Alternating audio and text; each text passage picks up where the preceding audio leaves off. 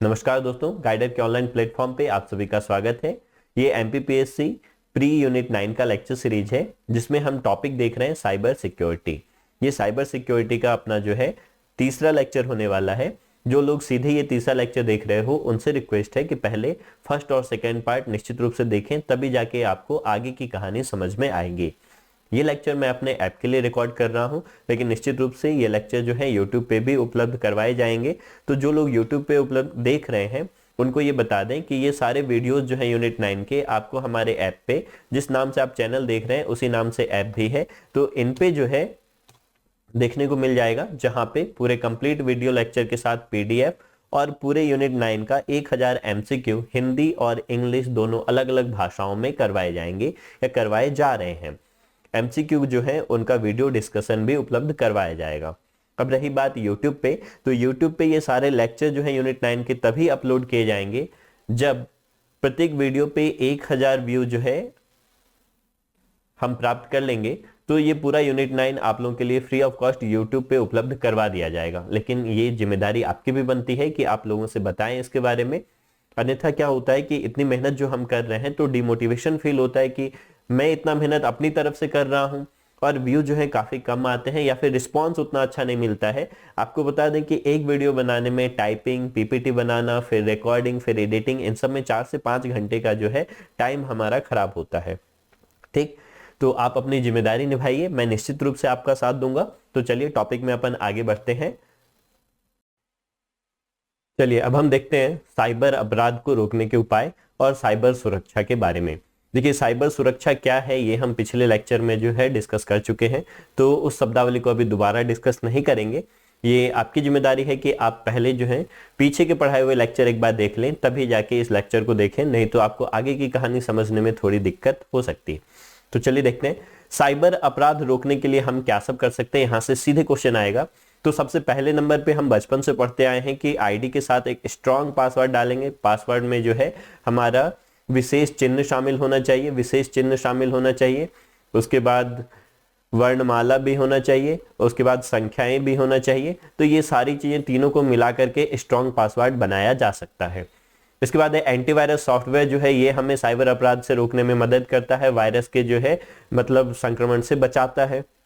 Firewall जो है, firewall एक महत्वपूर्ण जो है हमारे लिए साइबर सुरक्षा का जो है एक घटक है।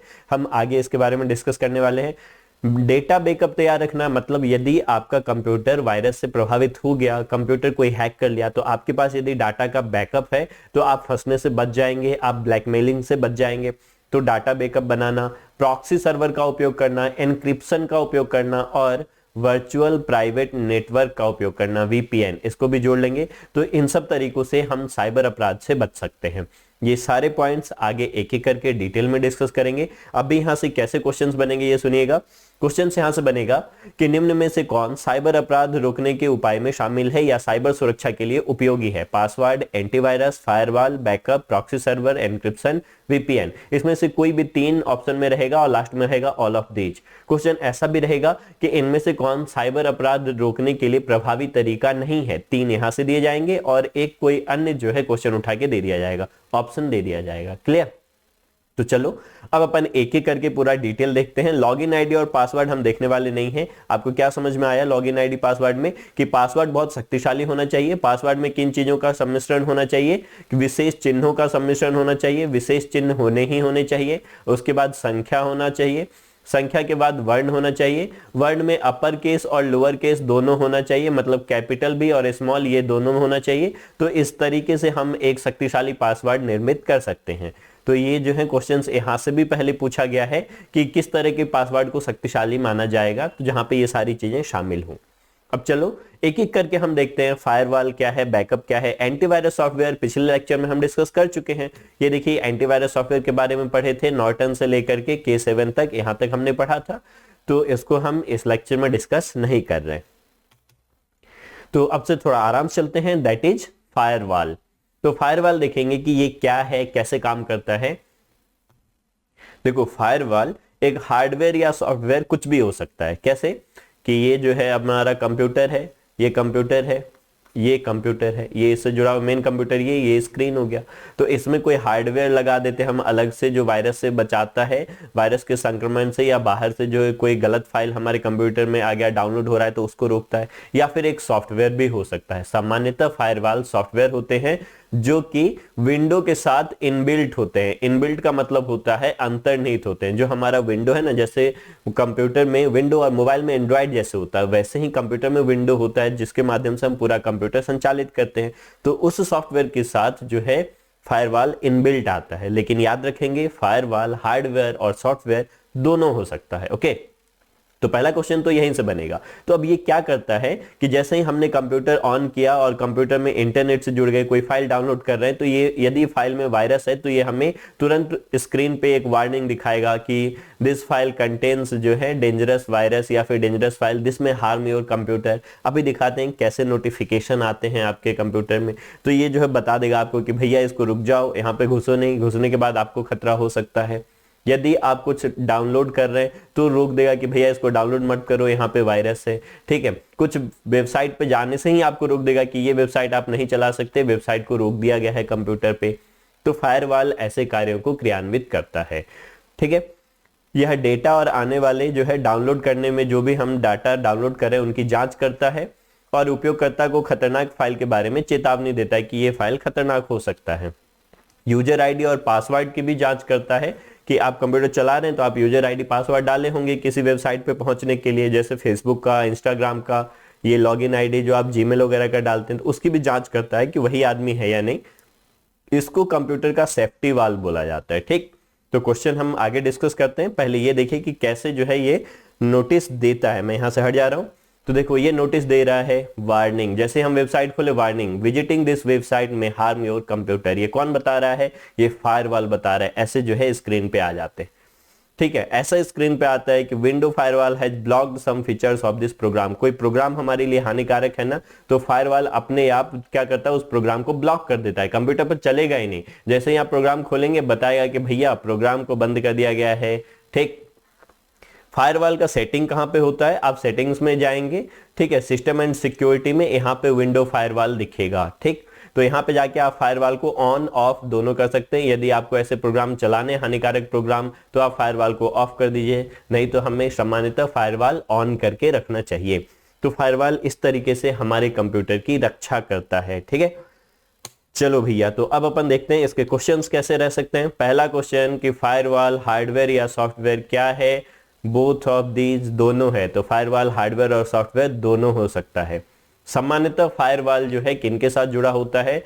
तो विंडो प्रोग्राम के साथ सामान्यतः फायरवॉल अंतर्निहित होता है। ठीक है, फायरवॉल जो है किस तरह की प्रणाली है? साइबर सुरक्षा से संबंधित जो है एक घटक है। किससे संबंधित है? साइबर सुरक्षा से संबंधित एक घटक है। ठीक है, ये क्वेश्चन आएगा। उसके बाद आएगा कि फायरवॉल को क्या बोला जाता है? सेफ्टी वाल्व भी बोला जाता है। कंप्यूटर का सेफ्टी वाल्व किसको बोलते हैं अपन? फायरवॉल को बोलते हैं। तो इतने क्वेश्चंस फायरवॉल से निकल के आएंगे। ओके, अब फायरवॉल के बाद देखते हैं प्रॉक्सी सर्वर। प्रॉक्सी का मतलब होता है झूठा, फेक, और सर्वर का मतलब हो गया सर्वर। अब सर्वर जो है इंटरनेट में हमने पढ़ा है। जो लोग इंटरनेट का वीडियो नहीं देखे हैं या फिर जो इंटरनेट नहीं पढ़े हैं तो वो इंटरनेट में जाके सर्वर देखेंगे। अभी शॉर्ट में मैं आइडिया दे दे रहा हूं कि ये है क्या। तो चलो पहले जो है प्रॉक्सी सर्वर से रिलेटेड मैं एक आइडिया देता हूं आपको। यहाँ पे दे देता हूँ। ये ब्लॉकचेन लिखा, अभी इग्नोर मारिए। हम क्या समझा रहे हैं? Proxy server. देखो ये हमारा कंप्यूटर है। जैसे ही हम इंटरनेट चलाते हैं तो हम पहुंच जाते हैं, यूट्यूब चला रहे हैं, आप यूट्यूब पे देख रहे हैं, तो मेरा जो ये वीडियो है ये मेरे कंप्यूटर में तो सेव नहीं है। कहां पे है? यूट्यूब के कंप्यूटर में सेव है। तो ये जो यूट्यूब का कंप्यूटर है ये कहलाया सर्वर कंप्यूटर। सर्वर कंप्यूटर क्या करता है? आपके कंप्यूटर को सेवाएं उपलब्ध करवा रहा है। ठीक है, फेसबुक चलाते हैं तो फेसबुक का डाटा जहां पे सेव है, इंटरनेट से संबंधित वेबसाइटों के डाटा जिस कंप्यूटर पर भंडारित होते हैं उन कंप्यूटर को हम बोलते हैं सर्वर कंप्यूटर। ठीक, अब गौर से सुनो क्या होता है, अच्छे से सुनिए। जैसे ही हम इंटरनेट चला रहे हैं तो हमारे कंप्यूटर का भी अपना एक पता होगा ना, जिसके माध्यम से ये जो है यूट्यूब तक हम पहुंचेंगे या यूट्यूब का डाटा हम तक पहुंचेगा। तो हर कंप्यूटर का अपना खुद का पता होता है जिसको बोलते हैं आईपी एड्रेस। ठीक, आईपी एड्रेस, और इसका भी अपना एक पता होगा आईपी एड्रेस। तो ये हो गया सर्वर और ये हो गया हमारा कंप्यूटर। तो प्रॉक्सी सर्वर क्या करता है, देखो यहां से जब हम YouTube सर्च किए तो YouTube सर्च करेंगे तो ये हमें इस पते पे पहुंचा देगा और YouTube का वीडियो इस पते पे पहुंचाएगा, ठीक है। तो ऐसे करके दोनों तरफ से आदान प्रदान होता है डाटा का। तो इसमें जो है प्रॉक्सी सर्वर कैसे काम करता है वो समझना है। अब गौर से देखो, ये जो है मैं हट जा रहा हूं, अब इसको अच्छे से समझना है, ठीक है। इसको मिटा दे रहे हैं। ये आप है, ये आप है और ये आपका दोस्त है, दोस्त है या कोई अन्य आदमी, दूसरा सेकेंड पर्सन है, ठीक, सेकेंड पर्सन। और ये फर्स्ट पर्सन, ये फर्स्ट पर्सन, ठीक है।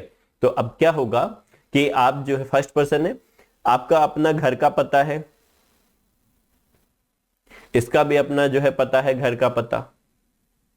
आप चाहते हैं कि इससे जुड़े, आपको जो है ये एक फाइल देने आ रहा है, एक लिफाफा आपको पहुंचाने आ रहा है, तो ये आपके घर का पता, घर के पते पे पहुंचेगा। आप नहीं चाहते कि इसको घर का पता बताएं, तो आप अपने घर के बगल वाले किसी बिल्डिंग का पता बता देते, बोलते कि यहाँ पे आओ, यहाँ पे हम मिलेंगे। ये वहां पे आया, मिल लिया। इससे क्या होगा कि आपके घर का पता इसको पता नहीं चल पाएगा, ठीक। तो ऐसा कहानी जो है, ऐसे ही प्रॉक्सी सर्वर काम करता है। जैसे ही हम अपने कंप्यूटर से क्या करते हैं, YouTube पे जाना चाह रहे हैं, तो YouTube पे जाएंगे ना, तो YouTube पे हम ना जाके एक बीच में एक कंप्यूटर पे पहुंचा देगा ये, और ये क्या करेगा, इसका ओरिजिनल आईपी एड्रेस छुपा लेगा। इसका ओरिजिनल आईपी एड्रेस आपको बताएगा ही नहीं, ताकि आप वायरस वगैरह यूट्यूब के कंप्यूटर पे नहीं भेज पाए। यहीं पे बीच में जो है ये कंप्यूटर प्रॉक्सी सर्वर की तरह व्यवहार करेगा। ये हार्डवेयर भी हो सकता है, सॉफ्टवेयर भी हो सकता है, ठीक है।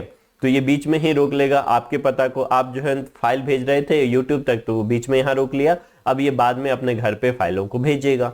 ऐसे ही आप भी इस्तेमाल कर सकते हैं प्रॉक्सी सर्वर, हम जैसे अपने पते पे जो है इस्तेमाल किए। तो इसको फिर से एक बार देखते हैं। ये अपना कंप्यूटर है, आपका कंप्यूटर, और ये कंप्यूटर है YouTube का। यहां से वीडियो चल करके आपके कंप्यूटर पे आएगा, ठीक है। तो आपका कंप्यूटर का एक आईपी एड्रेस होगा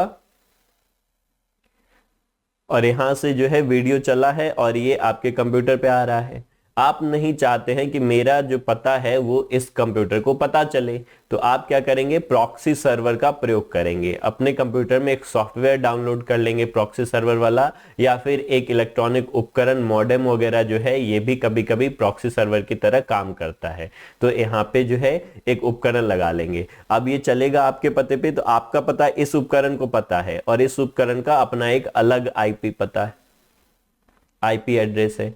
तो क्या होगा ऐसे में कि यहां से वीडियो, आपने वीडियो रिक्वेस्ट भेजा कि भैया मुझे वीडियो भेजो, तो ये यहां पे गया और यहां से ये इसको वीडियो मांगेगा, भैया वीडियो दो। वीडियो चलेगा इस पते पे और फिर ये आपको पहुंचाएगा, आपका ओरिजिनल पता छुपा लेगा। तो इस तरीके का जो सर्वर है वो कहलाता है प्रॉक्सी सर्वर। प्रॉक्सी मतलब होता है झूठा, जो वास्तव में सर्वर नहीं है, एक झूठा सर्वर है, ठीक है। तो इसको हम क्या बोलते हैं, प्रॉक्सी सर्वर बोलते हैं। तो ये देखो यहां पे है, देखो इंटरनेट, बीच में ये यूजर और बीच में प्रॉक्सी सर्वर। तो ये क्या किया कि उपयोगकर्ता के पते को छुपा लिया, अपने पते पे डाटा पहुंचाया और फिर ये उपयोगकर्ता को भेज दिया। इससे उपयोगकर्ता का जो खुद का पता है, आईपी एड्रेस है, वो लोगों को नहीं पता चल पाता है, वेबसाइट वालों को पता नहीं चल पाता है। तो ये वायरस वगैरह जो आपके कंप्यूटर में वो भेजते, उससे क्या कर लेता है, आपको बचा देता है, ठीक है। अब एक बार इसको पढ़ लेते हैं, क्या है, ढंग से समझ में आ गया होगा उम्मीद है कि प्रॉक्सी सर्वर क्या होता है। तो ऐसे समझो कि उपयोगकर्ता और इंटरनेट के बीच मध्यस्थ का काम करता है, मध्यस्थ का काम करता है, ठीक, मध्यस्थ, मेडिएटर है, ये मेडिएटर है। एक दूसरे को पता नहीं बताते हम डायरेक्ट, हम बीच के माध्यम से, इसके माध्यम से यहां तक पहुंचते हैं, इसके माध्यम से डाटा हम तक पहुंचता है, ठीक है। अब चलो इसको पढ़ लेते हैं। यहां पे लिखा है तो मैं गायब हो जाता हूं फिर से। यह मुख्य सर्वर और उपयोगकर्ता के बीच एक फिल्टर के रूप में काम करता है और अनधिकृत उपयोगकर्ताओं से सुरक्षा प्रदान करता है। तो ऐसा क्वेश्चन डायरेक्ट आएगा यहां से कि इनमें से कौन जो है मुख्य सर्वर और उपयोगकर्ता के बीच फिल्टर का काम करता है। तो प्रॉक्सी सर्वर। एक और है फिल्टर का काम करता है, उसको बोलते हैं वर्चुअल प्राइवेट नेटवर्क। ये भी जो है इन दोनों की तरह ही, ये जो प्रॉक्सी सर्वर है उसकी तरह काम करता है, वो है वीपीएन। तो दोनों ऑप्शन होगा तो दोनों पे टिक मारेंगे, एक ऑप्शन होगा तो एक पे टिक मारेंगे, ठीक है। प्रॉक्सी सर्वर भी हार्डवेयर और सॉफ्टवेयर दोनों हो सकता है फायरवॉल की तरह। तो इनमें से कौन हार्डवेयर और सॉफ्टवेयर दोनों हो सकता है? तो फायरवॉल भी हो सकता है, प्रॉक्सी सर्वर भी हो सकता है, वीपीएन भी हो सकता है। तो तीनों गौर से, मैं जो भी बोल रहा हूं गौर से समझते चलिए, ठीक है। प्रॉक्सी सर्वर के क्या काम है? अवांछित वेब पेज को प्रतिबंधित कर देगा। जैसे आप खोलने की कोशिश करेंगे ये बोलेगा नहीं भैया ये तो बैन है, ठीक। मैलवेयर नियंत्रित करता है, वायरस वगैरह कोई अपने में ही रोक लेता है, आपके कंप्यूटर तक नहीं पहुंचने देता है, ठीक है। पॉइंट नंबर 3, मुख्य सर्वर की गोपनीयता बनाए रखता है कि YouTube का ओरिजिनल कंप्यूटर कहां पे है किसी को पता नहीं चलेगा, उसका पता आपको पता नहीं चल पाएगा, तो उसकी गोपनीयता बनाए रखता है। डाटा अंतरण दर बढ़ाता है, डाटा फास्ट करता है कि आप खुद चल के यहां तक जाएंगे, इसके बदले ही आप इसको बोलेंगे, ये इसको बोलेगा तो तुरंत डाटा आप तक पहुंच जाएगा। सुरक्षित वर्गीकृत जानकारी भेजता है, डाटा को क्लासिफाई कर देता है, वर्गीकृत कर देता है और उसके बाद डाटा आपको भेजा जाता है। तो ये सब प्रॉक्सी सर्वर के कार्य हैं। यहां से क्वेश्चन डायरेक्ट आएगा, ठीक है। फिर से क्वेश्चन सुनो क्या है, इनमें से कौन उपयोगकर्ता, ठीक, उपयोगकर्ता और इंटरनेट के बीच जो है मध्यस्थ का काम करता है? इंटरनेट के बीच मध्यस्थ का काम करता है, तो कौन काम करता है? Proxy server, proxy server. और एक ऐसा ही शब्द बताएं वो क्या है? वीपीएन। आगे हम पढ़ेंगे, अभी ये याद रखिए वीपीएन भी इन दोनों के बीच में मध्यस्थ का काम करता है, ठीक है। फिर नेक्स्ट क्वेश्चन है, इनमें से कौन हार्डवेयर और सॉफ्टवेयर दोनों हो सकता है?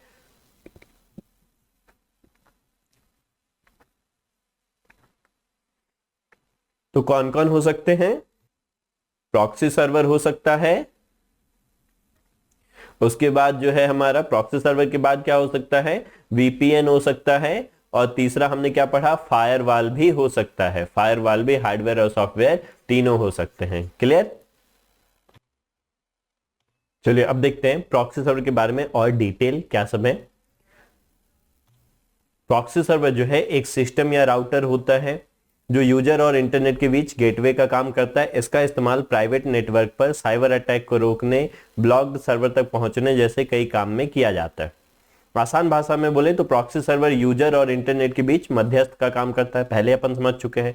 नेक्स्ट पॉइंट है, जब कोई कंप्यूटर इंटरनेट से कनेक्ट होता है तो अपना आईपी एड्रेस इस्तेमाल करता है। प्रॉक्सी सर्वर एक कंप्यूटर की तरह काम करता है, यानी जब प्रॉक्सी सर्वर की मदद से यूजर ऑनलाइन आता है, ये पूरी कहानी आप एक बार पढ़ लीजिए, मैंने बता दिया है कि ये उपयोगकर्ता के आईपी एड्रेस को छुपा लेता है और खुद का पता बताता है, ठीक है। तो ये क्या करता है? प्रॉक्सी सर्वर इंटरनेट पर सर्च करता है और फिर वेब पेज से हमारे कंप्यूटर पर ट्रांसफर करता है। यहां से पहले ये आएगा, फिर यहां से ये आएगा। इसको एक बार पढ़ डालिए, ये मैं अभी डिटेल अच्छे से समझा चुका हूं, वही लाइनें यहाँ पे दी गई हैं, तो पढ़ने का कोई मतलब नहीं है मेरे लिए, आपको लेकिन रोक करके वीडियो पॉज करके पढ़ना है, ठीक। प्रॉक्सी सर्वर के बाद देखते हैं हम ब्लॉकचेन तकनीक। ये ब्लॉकचेन नहीं होगा, ब्लॉकचेन होगा। तो ब्लॉकचेन तकनीक क्या है इसके बारे में बात करते हैं। तो चलो पहले मैं फिर से इसको समझा दे रहा हूं क्या है ब्लॉकचेन। इसको मैं यहां से मिटाते हैं, यही प्रॉक्सी सर्वर समझाए थे। तो ब्लॉकचेन का क्या मतलब, देखो आपके कंप्यूटर में सर्वर पर बहुत सारा डाटा होता है। सर्वर मतलब यूट्यूब का कंप्यूटर, फेसबुक का कंप्यूटर, आरबीआई का, एसबीआई का, इस सब का कंप्यूटर जहां पे उनका पूरा डाटा है जो वेबसाइट पर डाला गया है, तो उस कंप्यूटर को बोलते हैं हम सर्वर कंप्यूटर। तो ये जो कंप्यूटर है इस पे बहुत सारा डाटा है। अब कोई एक इंसान हैकर इस कंप्यूटर तक पहुंच गया तो सारा डाटा गायब हो गया, सारा डाटा उसके पास पहुंच गया, इसको हैक कर लिया। तो ऐसा ना हो, इसको रोकने के लिए हम क्या करते हैं? ब्लॉकचेन तकनीक का प्रयोग करते हैं। इसमें क्या कर रहे होते हैं हम, जो भी डाटा इस कंप्यूटर पे है उसको छोटे छोटे टुकड़ों में, ब्लॉक में बांट देते हैं। एक डाटा ये हो गया, एक डाटा ये हो गया, एक डाटा ये हो गया, एक डाटा ये हो गया, एक डाटा ये हो गया, एक डाटा ये हो गया, ऐसे छोटे छोटे टुकड़ों में बांट दिए और इन टुकड़ों को आपस में जोड़ दिया जाता है ऐसे। तो इनको बोलते हैं डाटा ब्लॉक, ठीक है, इनको बोलते हैं डाटा ब्लॉक और इनको हम आपस में ऐसे जोड़ देते हैं। तो इस तरीके से ये क्या बन जाता है? एक चैन बन जाता है, एक कड़ी बन जाता है। तो इस तरीके से जो कड़ी बना उसको हम बोलते हैं ब्लॉक चैन। इसमें जो भी डाटा है सर्वर कंप्यूटर का उसको छोटे छोटे डाटा ब्लॉक में बांट दिया जाता है और सभी डाटा ब्लॉक को जो है आपस में जोड़ दिया जाता है पासवर्ड के माध्यम से या एन्क्रिप्शन के माध्यम से। तो इससे क्या होगा कि अब कोई हैकर को इस पूरा डाटा चाहिए था, तो अब इसको जो है हैक करना पड़ेगा, फिर इसको हैक करना पड़ेगा, इसको हैक करना पड़ेगा, ये इससे जुड़ा है इसको हैक करना पड़ेगा, तो वो परेशान हो जाएगा और फाइनली हैक कर ही नहीं पाएगा। ठीक है, तो इसको बोलते हैं ब्लॉकचेन तकनीक। मतलब ब्लॉकचेन तकनीक का अर्थ क्या हुआ, जहां पे सर्वर पर स्थित डाटा को छोटे छोटे डाटा ब्लॉक में बांट दिया जाता है और उन सारे ब्लॉक को आपस में जोड़ दिया जाता है। यहाँ पे डायग्राम में आप देख सकते हैं कि डाटा अलग अलग कंप्यूटर पे डाल दिए और सबको आपस में जोड़ दिया। अब कोई हैकर को पूरा डाटा प्राप्त करना एक तरह से नामुमकिन है, तो इसको बोले हम लोग ब्लॉकचेन तकनीक। तो अब ब्लॉकचेन तकनीक एक बार पढ़ लेते हैं क्या है। हजारों लाखों कंप्यूटरों को जोड़कर जैसे इंटरनेट बनता है ना, उसी प्रकार डाटा ब्लॉक आंकड़ों की लंबी श्रृंखला को जोड़कर ब्लॉकचेन का नाम दिया जाता है। ब्लॉकचेन तकनीक 3 अलग अलग तकनीकों का समायोजन है। यहां से क्वेश्चन बनेगा एक, ठीक है, कि किसका समायोजन है, तो इंटरनेट का, पर्सनल की का। पर्सनल की मतलब हो गया जो हमारा पासवर्ड जैसा होता है, ठीक, क्रिप्टोग्राफी, और उसके बाद जो है प्रोटोकॉल। इन 3 चीजों को मिलाकर के ब्लॉकचेन निर्मित होता है। कौन कौन, इंटरनेट के माध्यम से, उसके बाद जो है क्रिप्टोग्राफी मतलब पासवर्ड बनाने का तरीका क्रिप्टोग्राफी कहलाता है, आगे हम देखेंगे, ठीक। ताला हो गया हमारा पासवर्ड और ताला बनाने का जो तरीका है वो कहलाया क्रिप्टोग्राफी। तो ये कहलाएगा मतलब क्रिप्टोग्राफी। और तीसरा हमारे पास क्या हो गया, तीसरा हमारे पास हो गया प्रोटोकॉल। तो इन तीनों चीजों की सहायता से ब्लॉकचेन तकनीक काम करता है। मोस्ट इंपोर्टेंट क्वेश्चन यहां से बनेगा। अब नेक्स्ट जो है पॉइंट पढ़ते हैं। ब्लॉकचेन एक ऐसी प्रौद्योगिकी है जो एक सुरक्षित और आसानी से सुलभ इंटरनेट पर लेन देनों का एक विकेंद्रीकृत डाटाबेस तैयार कर देती है। विकेंद्रीकृत का मतलब होता है एक जगह डाटा है ही नहीं, इसको 10 जगह हम अलग अलग जगह रख दिए हैं और उन सबको आपस में जोड़ दिए हैं, तो विकेंद्रीकृत डाटा है, ठीक है। तो ये भी क्वेश्चन पूछा जा सकता है कि ब्लॉकचेन जो है किस प्रकार का डाटा समूह है, विकेंद्रीकृत डाटा का समूह है, ठीक। इस लेन देन में साझा रिकॉर्ड को नेटवर्क पर स्थित कोई भी व्यक्ति देख सकता है। इसमें कोई एक इंसान जो इंटरनेट के माध्यम से जुड़ता है किसी भी डाटा को देख सकता है, लेकिन इसको हैक नहीं कर सकता। इस तकनीक की प्रमुख विशेषता विकेंद्रीकरण है। याद रखिएगा, विकेंद्रीकरण पूछा जा सकता है, बहुत महत्वपूर्ण क्वेश्चन यहां से बनेगा कि ब्लॉकचेन की प्रमुख विशेषता क्या है, विकेंद्रीकरण है, ठीक है। ब्लॉकचेन का प्रयोग सबसे ज्यादा कहां हो रहा है, बिटकॉइन नेटवर्क में ब्लॉकचेन का प्रयोग किया जा रहा है। तो नेक्स्ट आते हैं, हमने ये समझा दिया ब्लॉकचेन क्या है। अब देखते हैं भारत में ब्लॉकचेन में कहां कहां काम हो रहा है, इसके बारे में बात करते हैं। भारत में ब्लॉकचेन तकनीक अभी विश्व में बहुत तेजी से फैल रहा है, बढ़ रहा है ना। तो ब्लॉकचेन तकनीक से संबंधित सारे देश सोच रहे हैं कि हम इस तकनीक को अपनाएं, तो भारत भी इस तकनीक में आगे बढ़ना चाहता है। तो भारत में जो है इस तकनीक में क्या कर रहे हैं, वित्तीय सेवाओं से संबंधित जो कंपनियां हैं अभी वो इस तकनीक का अनुप्रयोग करने की सोच रहे हैं। तो इनमें कौन कौन सी कंपनियां हैं, मैं जो है कुछ लिखा हुआ दिख रहा है उसको कवर कर रहा हूं, तो चलो कुछ देर के लिए मैं यहां से गायब हो जाता हूं। ओके, बजाज समूह की एनबीएफसी बीमा कंपनी बजाज फिनसर्व इस तकनीक की मदद से ट्रेवल इंश्योरेंस से संबंधित सुविधाएं ग्राहकों को दे रही है, ठीक है। एनबीएफसी और बजाज फिनसर्व ये दो कंपनी जो है ब्लॉकचेन की तकनीक का प्रयोग कर रही है ग्राहकों को जो है इंश्योरेंस सुविधाएं देने के लिए। कंपनी ग्राहक सेवा में सुधार के उद्देश्य से ब्लॉकचेन तकनीक का इस्तेमाल करी, हम देख चुके हैं। बजाज इलेक्ट्रॉनिक्स लिमिटेड भी बिल डिस्काउंटिंग प्रोसेस में मानवीय हस्तक्षेप को खत्म करने के लिए ब्लॉकचेन तकनीक का प्रयोग कर रहे हैं। मतलब बजाज की जो मेन कंपनियां हैं वो ब्लॉकचेन तकनीक का प्रयोग कर रही है भारत में। अभी भारत में बैकचेन नामक एक संघ है जिसे भारत के लगभग 27 बैंक शामिल है और मध्य पूर्व के राष्ट्र इसके सदस्य हैं। यह संघ व्यवसायों को सुरक्षित बनाने और तेजी लाने के लिए ब्लॉकचेन तकनीक के लाभों का व्यापक प्रसार कर रहा है।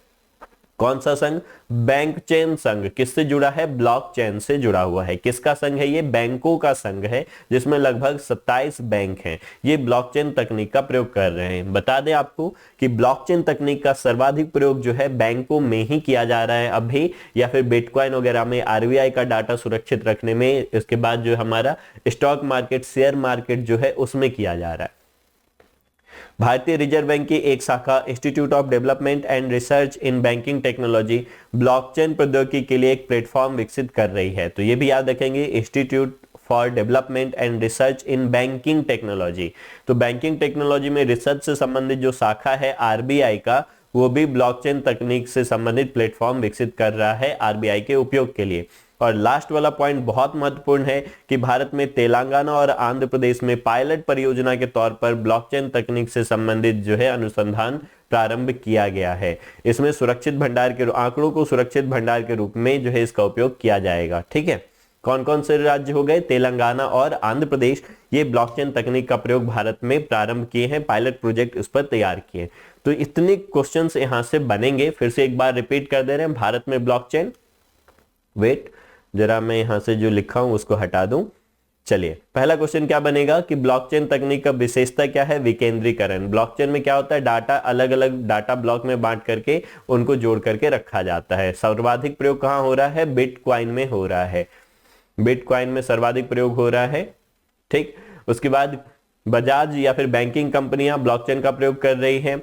इसके बाद बैंक चेन नामक जो है एक संस्था है, संघ है, जिसमें 27 बैंक हैं, वो भी ब्लॉकचेन तकनीक का प्रयोग कर रहे हैं। भारतीय रिजर्व बैंक की शाखा institute for development and research in banking technology, ये भी ब्लॉकचेन का प्रयोग कर रहे हैं। और उसके बाद तेलंगाना और आंध्र प्रदेश ब्लॉकचेन से संबंधित पायलट परियोजना को लॉन्च किए हैं। तो इतने सारे क्वेश्चंस ब्लॉकचेन से आपको देखने को मिलेगा। चलो अपन आगे बढ़ते हैं, अब इनक्रिप्शन पे आते हैं। अब इनक्रिप्शन भी आपको समझाना है पहले, ठीक, गौर से देखो। इनक्रिप्शन का मतलब हो गया ताला, है ना, ढंग से देखना है। आप व्हाट्सएप कर रहे हैं किसी को, ये आपका व्हाट्सएप है, ये आप हो गए, ये आपका व्हाट्सएप है। आप अपने दोस्त को जो है व्हाट्सएप कर रहे हो, ये आपका फ्रेंड है। आपने फ्रेंड को लिख के भेजा आई लव यू। अब कहानी क्या है कि ये इसके पास जाएगा, इंटरनेट से होकर के तरंगों के माध्यम से, वायर के माध्यम से यहां तक पहुंचेगा, इसके मोबाइल तक। तो रास्ते में कोई जो अटैकर है वो वायरस के माध्यम से यहाँ पे तार फंसाएगा, जैसे अपन बिजली चोरी करते हैं, तो रास्ते से ही आपका डाटा चोरी कर लेगा और देखेगा अच्छा ये बातें चल रही है, और फिर ये आपको ब्लैकमेल कर सकता है। तो व्हाट्सएप क्या करता है, इस मैसेज को इनक्रिप्टेड कर देता है, मतलब कोड में बदल देता है। आई को लिख देता है आई, लव को लिख देता है 2 3 4, और यू को लिख देता है हच। तो ऐसा इसको क्या कर दिया, एक कोड बना दिया। जरूरी नहीं ऐसा ही लिखता है, मैं उदाहरण दे रहा हूं। तो ऐसा एक कोड बना दिया। अब ये कोड तरंगों के माध्यम से जाएगा, आपके दोस्त तक पहुंचेगा मोबाइल में, और मोबाइल इसको फिर से बदलेगा आई लव यू में, और फिर आपका जो फ्रेंड है वो इसको पढ़ पाएगा। तो इस तरीके से क्या किए हम, जो भी मैसेज या डाटा है जो इंटरनेट के माध्यम से दूसरों तक पहुंचा रहे हैं या प्राप्त कर रहे हैं, उसमें पासवर्ड डाल दिए। पासवर्ड नहीं डाले, उसको क्या कर दिए, कोड कर दिए, है ना, कूट में बदल दिए। तो ये कूट में बदलने की प्रक्रिया जो है ये क्या कहलाती है, ये कहलाती है एनक्रिप्शन। एनक्रिप्शन, ठीक, कूट लेखन, हिंदी में इसको क्या बोलते हैं, कूट लेखन और कूट वाचन। और इस कूट को दोबारा जो है मैसेज में बदलने की प्रक्रिया क्या कहलाती है, डिक्रिप्शन। डिक्रिप्शन, ठीक है। और इसको हिंदी में क्या बोलते हैं, कूट वाचन। तो आप हिंदी नहीं याद रखेंगे, ये कंप्यूटर की क्लास है, तो इनक्रिप्शन और डिक्रिप्शन याद रखेंगे। इनक्रिप्शन का मतलब क्या हो गया, कूट लेखन, जहां पे मैसेज को या डाटा को कोड में बदल दिया जाता है, और फिर दोबारा इसी कोड को प्राप्त करने, इसी कोड से डाटा प्राप्त करने की प्रक्रिया डिक्रिप्शन कहलाती है। तो इनक्रिप्शन और डिक्रिप्शन समझ में आ गया, ठीक है। तो मतलब इसमें कोड में बदल दिए, तो हम क्या किए, यहां पे एक ताला लगा दिए, इसको आई लव यू को ऐसा लिख दिए, मतलब एक ताला लगा दिए, और ये चाबी ताले का हम बना दिए, ठीक। अब इस मोबाइल के पास जब तक ये चाबी नहीं होगा तब तक आप इसको 1 2 4 हैच को आई लव यू में बदल ही नहीं पाएगा ये मोबाइल। तो इसके पास भी वही वाला चाबी चाहिए जो ये पासवर्ड को खोल सके कि क्या लिखा हुआ है, इस ताले को खोल सके, ठीक है। तो ये जो चाबी और ताला बनाने की प्रक्रिया हो गई, ये जो ताला है, ये जो कूट बना दिया, उसको क्या बोले, इनक्रिप्शन। इस प्रक्रिया को बोले इनक्रिप्शन। और ये जो चाबी बनाने की प्रक्रिया है, ये पासवर्ड लिखने की, इसके लिए जो प्रोग्रामिंग हम करते हैं, उस प्रक्रिया को बोलते हैं क्रिप्टोग्राफी। गौर से सुनना, ठीक। इनक्रिप्शन करने के लिए प्रोग्रामिंग की प्रक्रिया क्या कहलाती है, क्रिप्टोग्राफी। मतलब इनक्रिप्शन लिखना, कोडिंग तैयार करना, मतलब इसको इसमें बदलना, ये क्या कहलाता है, क्रिप्टोग्राफी। और बदलने की प्रक्रिया कहलाती है इनक्रिप्शन। मतलब क्रिप्टोग्राफी का संबंध किससे है, इनक्रिप्शन से है। याद रखिएगा, क्रिप्टोग्राफी का संबंध किससे है, इनक्रिप्शन से है। ओके, अब कहानी क्या है, जब फिर से देखो एक बार। अब हमने क्या किया कि डाटा को बदल दिया ऐसे। अब डाटा को हमने क्या बदला था, गौर करो, आई लव यू को किस में बदल दिया था, आई 2 3 4 और हैच, इसमें बदल दिया था। ये ऐसे बदल दिया, तो ये बदलने की प्रक्रिया इंक्रिप्शन, और इसके लिए जो प्रोग्रामिंग करेंगे वो कहलाएगा क्रिप्टोग्राफी, और यहाँ पे दोबारा इसको ये बदलेगा आई लव यू में, तो उसको बोलेंगे डिक्रिप्शन। इतनी चीजें समझ में आ गई होंगी। अब कहानी क्या है देखो, इसको जो इसमें बदले हैं तो इसको बोलते हैं प्लेन टेक्स्ट, जिसका कोड बनाना होता है, प्लेन टेक्स्ट, ठीक है, सामान्य लिखावट। और इसको बोलते हैं साइफर टेक्स्ट, साइफर टेक्स्ट, ठीक है, साइफर टेक्स्ट, ठीक। जो सामान्य लिखावट है जिसको हम कोड बनाएंगे उसको बोलेंगे प्लेन टेक्स्ट, और जो कोड बन गया उसको बोलेंगे साइफर टेक्स्ट। मतलब इंक्रिप्शन कैसी प्रक्रिया है जिसमें प्लेन टेक्स्ट को साइफर टेक्स्ट में बदला जाता है, ठीक, प्लेन टेक्स्ट को साइफर टेक्स्ट में बदला जाता है। इस प्रक्रिया क्या बोलते हैं, इंक्रिप्शन बोलते हैं। साइफर टेक्स्ट का संबंध किससे है, इंक्रिप्शन से है। क्रिप्टोग्राफी का संबंध किससे है, इंक्रिप्शन से है। इंक्रिप्शन या कोडिंग के लिए प्रोग्रामिंग तैयार करना क्या कहलाता है, क्रिप्टोग्राफी कहलाता है। इतने पॉइंट्स बहुत अच्छे से रट्टा मार लेना है आपको, ओके। चलो अब एक बार इसको पढ़ डालिए।